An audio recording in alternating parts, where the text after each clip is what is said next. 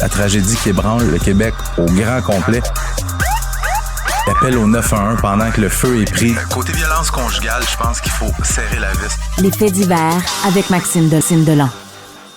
Maxime, bonjour. Bonjour, Monsieur Dutrisac. C'est une excellente entrée que tu as faite tantôt. Aïe, aïe, aïe, aïe, ça va pas bien. Frampton, C'est quand même assez peu fréquent qu'on voit ça. La police qui saisit en ce moment même le repère des Hells Angels du chapitre de Québec à Frampton, en Beauce. Beaucoup de policiers présents sur place en ce moment. L'endroit est considéré, selon les policiers, comme étant un produit de la criminalité et un bien infractionnel. En gros, là, pour monsieur, madame, tout le monde qui nous écoute, ce que ça veut dire, c'est dans ce repère-là, vous avez planifié des crimes, vous avez commis des crimes, fait que on le saisit et c'est à nous, à partir de maintenant, jusqu'à ce que, bon, il va y avoir des procédures judiciaires, etc. Sauf que il y a une ordonnance de blocage, ce qui est assez commun, je te dirais, mais là où c'est peu commun, c'est que c'est accompagné d'un avis de prise en charge. Parce que c'est pas rare que les policiers ont un avis, une ordonnance de blocage pour un immeuble, mais un avis de prise en charge, ça veut dire que les Hells peuvent plus retourner dans le bunker. On barre la porte, c'est terminé, ce qui est à l'intérieur va rester là jusqu'à temps qu'un juge dise... Sais-tu ce que ça me dit, ça? C'est que, tu sais, pendant la pandémie, tout le monde s'est dit « on va s'acheter une maison à la campagne, tu sais, ça va être bucolique, ça va être tranquille. » Pas à Frampton. Ah, Frampton, c'est pas cool, là. C'est pas cool. Puis surtout, fun, ça fait quoi, 2-3 semaines qu'il y a un jeune de 14 ans, deux jeunes de 14 ans qui étaient allés attaquer ce repère-là. Et là, la théorie qui semble de plus en plus se confirmer, c'est qu'il y en aurait un qui aurait accidentellement tiré sur son chum. Es-tu sérieux? Oui, avec des AK-47, Benoît. Honnêtement, je me demande ce que la saisie de ce repère-là des Hells va changer au climat actuel, parce qu'on le sait, les Hells Angels et les trafiquants indépendants menés par le Blood Family Mafia se livrent une guerre pour le contrôle du trafic de stupéfiants. Je me demande ce que la saisie du repère va changer. Et juste parallèlement à tout ça, juste à dire que la récompense pour toute information qui permettrait de retrouver le membre du BFM Al Boivin est passée de 100 000 à 250 000. Al Boivin, qui est un dangereux criminel, d'ailleurs qui fait partie de la liste des 10 criminels les plus recherchés au Québec, est toujours en cavale, on le recherche maintenant à 250 000, peut-être que des langues qui pourraient se délier. Hein? J'imagine. Journée de manifestation hier. Hein? Pour souligner le premier anniversaire de l'attaque du 7 octobre 2023. On s'en souvient, ces images-là ont été diffusées partout. Tout le monde les a vues. Plus de 1000 morts, la journée la plus meurtrière de l'histoire d'Israël. Hier, un peu partout dans le monde, il y a eu des manifestations pour souligner ce premier anniversaire-là. Partout. Évidemment, il y a eu des manifestations au Canada et évidemment, il y en a eu à Montréal. Il y en a eu en support à Israël et il y en a d'autres pro-Palestine. Ma question à 100$, Benoît. Laquelle des deux avait le climat le plus hostile?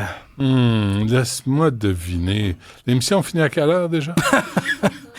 Écoute, la manifestation pro-Israël s'est déroulée dans le calme, c'était pacifique. Les manifestants parlaient aux journalistes à visage découvert.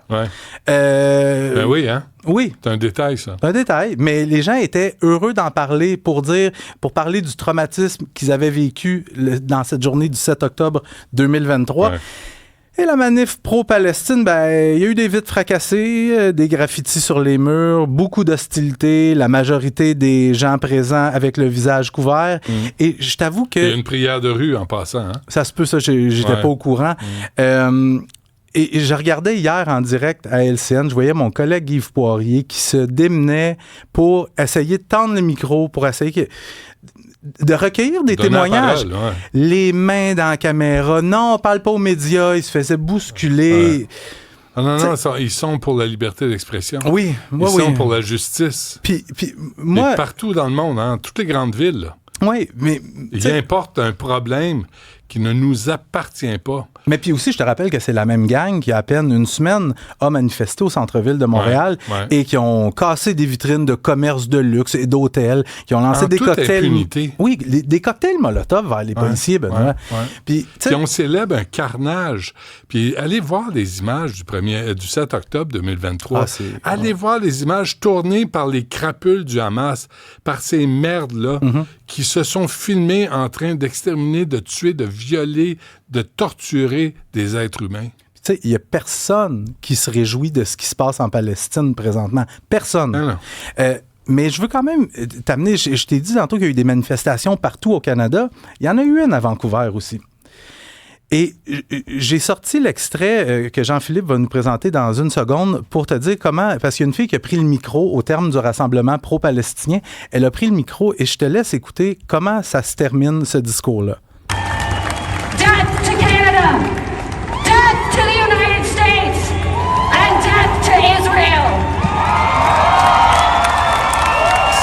C'est des problèmes santé mentale, là. C'est des fous, mais morts au Canada. Mort au Canada, mort aux États-Unis et mort à l'Israël. Et c'est sous les acclamations. Mais qu'est-ce qu'ils font ici, eux autres? Non, mais qu'est-ce qu'ils font au Canada? Si tu dis, moi, je vais dans un pays, là, je vais en Suède. J'arrive là, je m'installe avec ma famille ou mes parents déménagent là, ils m'élèvent là, puis je me vire d'abord, vous êtes mort à la Suède? Qu'est-ce que tu penses qu'ils vont me dire? Je vais dire, mais je te c'est rejoins. pas heureux. Vas-y. Va-t'en. Allez simple. Mais moi, ma blonde te le dirait, ma principale qualité, c'est que je suis un gars gentil. Puis j'ai couvert beaucoup de manifestations, autant du côté israélien que palestinien. Puis j'aime tout le monde, jusqu'à preuve du contraire. Puis hier, je suis pas allé à la manifestation pro-Palestine. Parce que je suis un peu... Je le sais que si j'y vais... Ouais, ça va mal finir. Ben, c'est parce que tu essaies de faire ton travail, tu te fais taper l'appareil photo, tu te fais pousser. J'essaie juste... Comme je suis là, moi, pour vous, ouais, pour ouais. tu sais... Bref. Ah, mais si tu vas avec ce chandail-là, les gens vont être tempérés. Juste dire qu'il est rose bonbon. Ouais, OK.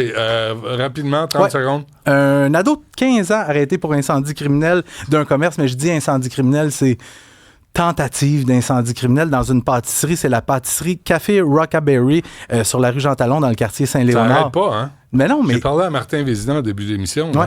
Les restaurateurs, ils ont peur. Ils ont peur. Faire, mais là, dans ce cas-là, c'est un jeune de 15 ans. Puis, il faut pas que tu penses que les actes d'extorsion, c'est le jeune de 15 ans qui va s'en mettre plein poche. Le jeune de 15 ans qui est allé mettre le feu, là, il est arrêté, qui a comparu devant la Chambre de la jeunesse. Il n'y aura pas de conséquences, c'est un mineur. Ben, il a peut-être fait 200-300$ pour son crime. Ouais. Puis les bandits qui commandent ça, eux autres, ils s'en mettent plein les poches, puis c'est des jeunes de 15 ans qui payent. Voilà. C'est bon. Merci, Maxime. Salut! À demain.